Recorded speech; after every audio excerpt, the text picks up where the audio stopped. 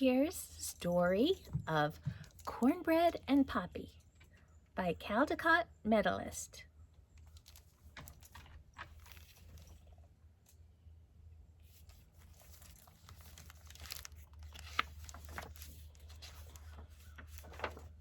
Or Matthew Cordell. Not quite sure. The first snow. It was winter. The first snowflake had fallen. Cornbread was home putting away all he had foraged from harvest time, fruit preserves, grains, and cheeses.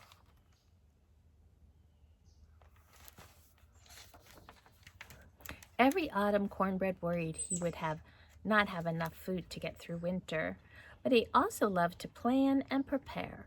It took a lot of planning to get through these long, cold winter months.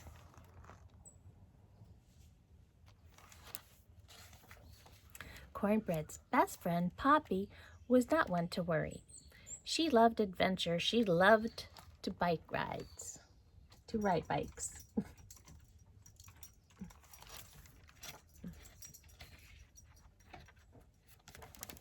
She loved to take hikes and loved to play on the swing set with Cornbread at her house. But she did not love to plan or prepare. She did not love to forage. She always put it off till the very last minute. And she was almost out of food. Boom, boom! There was a knock at Cornbread's door.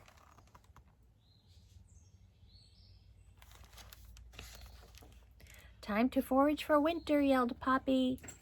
"Poppy," said Cornbread, "it is winter. You didn't get your food? Surely it's all gone by now." "What do you mean all gone?"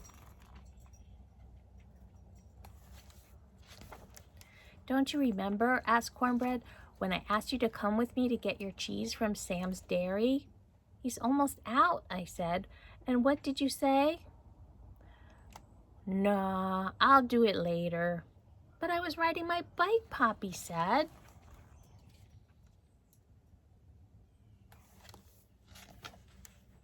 "Don't you remember," asked Cornbread, "when I offered to help you get your grains from Horsefeather's fields? There's not much left," I said. "And what did you say?" "Nah, I'll do it later," Poppy said.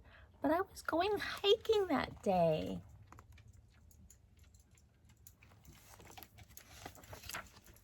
"Don't you remember," asked Cornbread, "when I told you to pick your berries from Grandma Winkle's farm? They're almost gone," I said. "And what did you say?" "Nah, I'll do it later," Poppy said. "But I was playing on my swing set."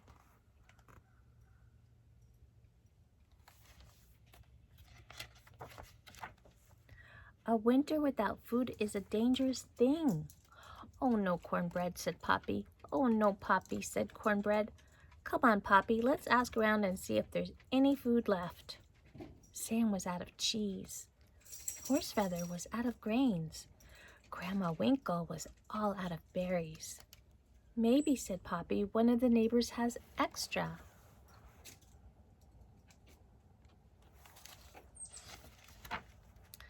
"Shouldn't have waited so long," said old Larry, the town grump. Slam!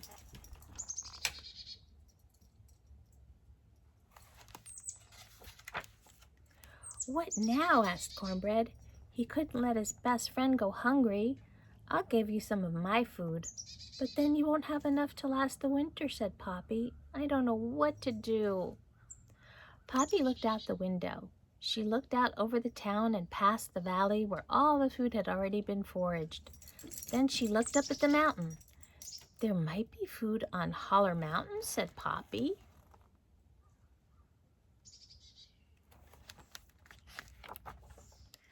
"Holler Mountain! No one goes up Holler Mountain," shrieked Cornbread. It was true. No one dared go up Holler Mountain. They both looked out the window, then up at the mountain, and they shivered.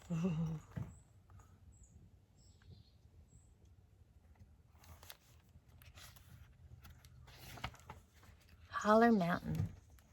There are steep, slippery rocks on Holler Mountain. "You could fall," said Cornbread. "I know," said Poppy. "There are owls on Holler Mountain. Owls eat mice." "I know," said Poppy.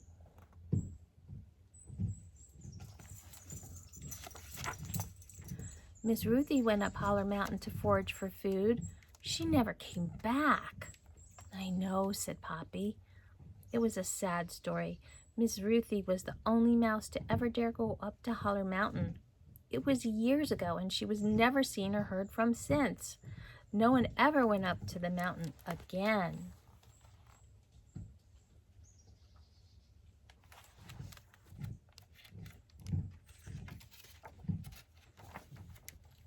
"It's the only way," said Poppy. "The only way?" asked Cornbread. Cornbread was worried, and he didn't love adventure like Poppy did. But Poppy was his best friend, and he could not let her go alone. "Then I'm coming with you."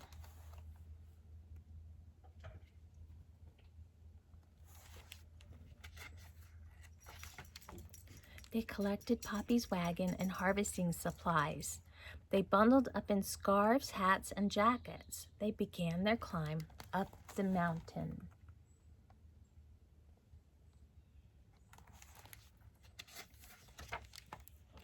Up, up, up the mountain they went, and so far so good. There were no owls, but they hadn't found any food yet either, and a heavier snow had now begun to fall. "Are those blackberry bushes?" Poppy asked. Strangely, all the berries had been picked.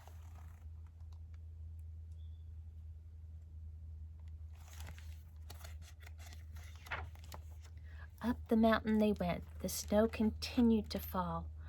"Are those corn stalks?" asked Cornbread. The corn was all gone too. Up the mountain they went. The snow was getting deeper, and it was getting harder and harder to climb. "Is that wheat up there?" asked Poppy.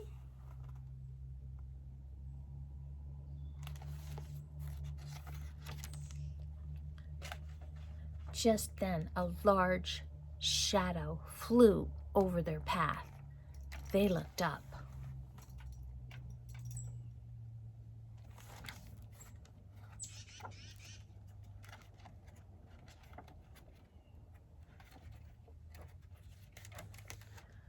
"An owl!" they screamed.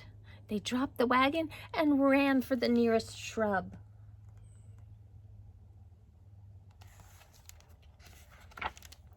The snow crunch, crunch, crunch, crunched around them. The owl had landed. "Sniff, sniff. Is that mice I smell?" said a voice.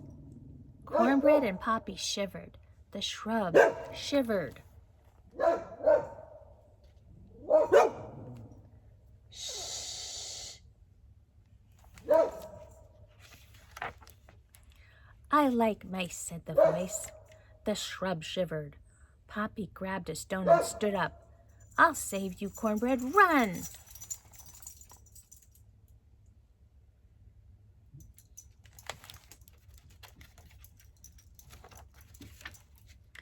She threw the rock at the owl's toe. "Ouch! Why'd you do that?" cried the owl. "I like mice. Mice are my friends." We thought owls like to eat mice," said Poppy. "Not me," said the owl. "I'm a vegetarian."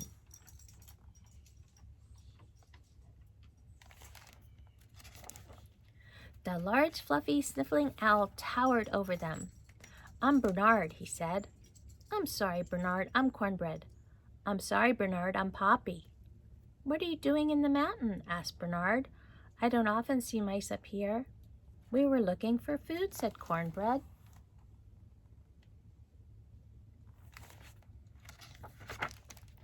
"I know a place with food, lots of it," said Bernard. Cornbread and Poppy liked the sound of that. "Can you show us?" asked Poppy, collecting their wagon. "I sure can. It's faster if you jump on," said Bernard, offering them a ride.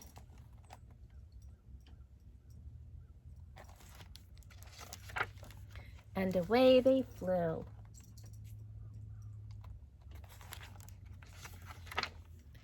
The food problem. A few moments later, they touched down at a small cabin. Smoke was puffing out of a chimney. "This is my friend's house," said Bernard. The cabin door slowly creaked open. An old mouse came out to greet them.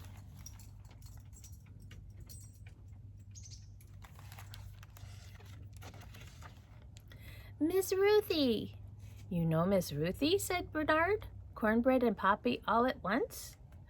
Cornbread, Poppy, why, I haven't seen you two in ages, said Miss Ruthie. Come inside and get warm.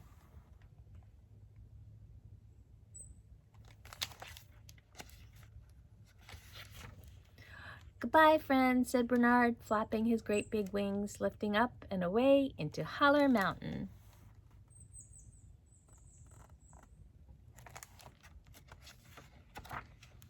Miss Ruthie, we thought you were a goner, said Cornbread.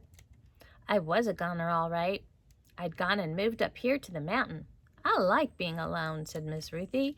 I'm happy finally to have some mice to keep me company, though. What brings you up here anyway?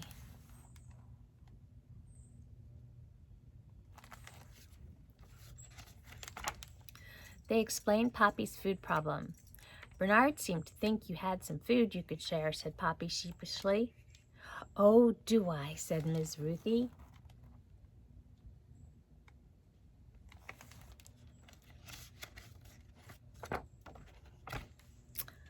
I've been saving for years. I'm the only mouse who forages up here on Holler Mountain. Take all you want.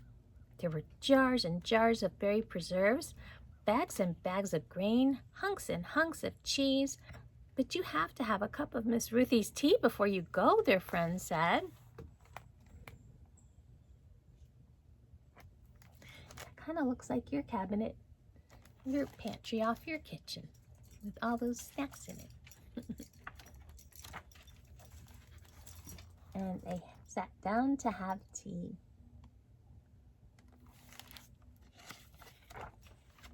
It was getting late. Ms. Ruthie helped Cornbread and Poppy load up the food.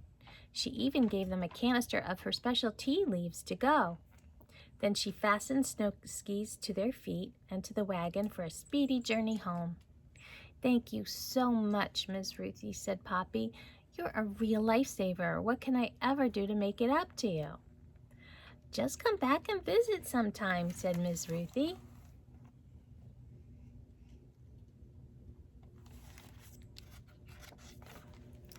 Cornbread and Poppy zipped back down the mountain on the skis. Naturally, Poppy loved it. Cornbread was surprised he loved it too. It was quite an adventure.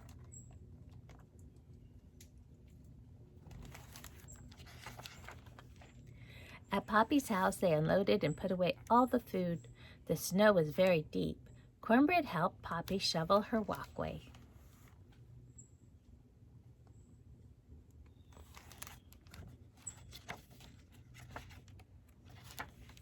They had a cup of Miss Ruthie's tea to reward themselves for a job well done. To old friends, said Poppy.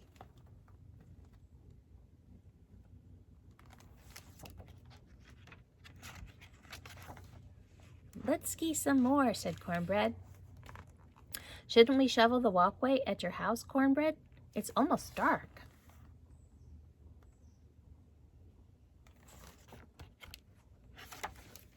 Nah, I'll do it later, he said.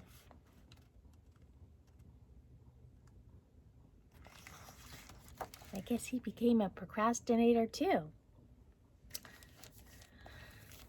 Sometimes it's okay to have a little fun. That was a good book. Did you like it? Love you guys. Miss you.